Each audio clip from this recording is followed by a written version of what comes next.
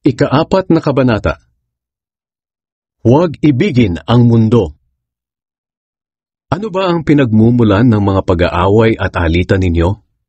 Hindi ba't ang masasamang kagustuhan na naglalaban-laban sa puso nyo? May mga ninanais kayo pero hindi nyo makamtan, kaya handa kayong pumatay dahil dito. May mga gusto kayong makuha at kapag hindi ito nangyari, nag-aaway-away kayo. Hindi nyo nakakamtan ang mga ninanais nyo dahil hindi kayo humihingi sa Diyos. At kung humihingi naman kayo, wala kayong natatanggap dahil humihingi kayo ng may masamang motibo para mapagbigyan ang sarili nyong kasiyahan. Kayong mga hindi tapat sa Diyos, hindi nyo ba alam na kaaway ng Diyos ang umiibig sa mundo? Kaya ang sino mang nagnanais makipagkaibigan sa mundo ay ginagawa niyang kaaway ng Diyos ang sarili niya.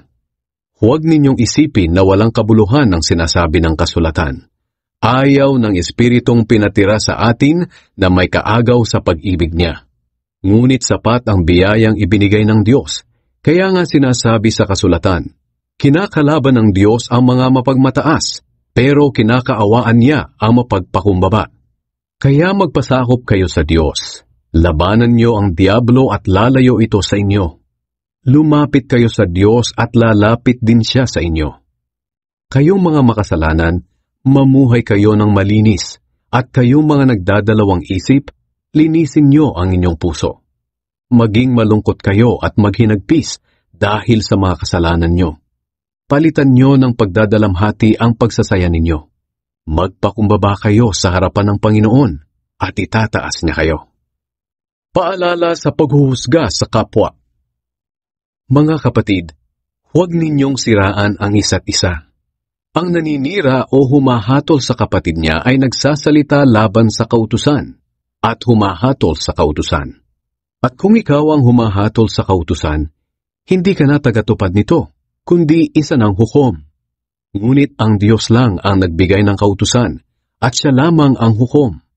Tanging siya ang may kakayahang magligtas at magparusa. Kaya sino ka para husgahan ang kapwa mo?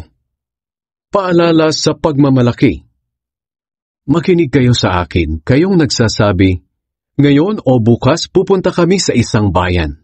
Mamamalagi kami roon ng 1 taon, magninegosyo at kikita ng malaki. Sa katunayan, hindi nyo alam kung ano ang mangyayari sa inyo bukas. Sapagkat ang buhay ay parang hamog, nalilitaw ng sandali, at mawawala pagkatapos. Kaya nga, ito ang dapat ninyong sabihin. Kung loloobin ng Panginoon at mabubuhay pa tayo, ganito o kaya ganoon ang gagawin natin. Ngunit sa ngayon, nagmamalaki at nagmamayabang kayo. Ang ganyang pagyayabang ay masama. Kung alam ng isang tao ang mabuti na dapat niyang gawin, pero hindi naman ginagawa, nagkakasala siya.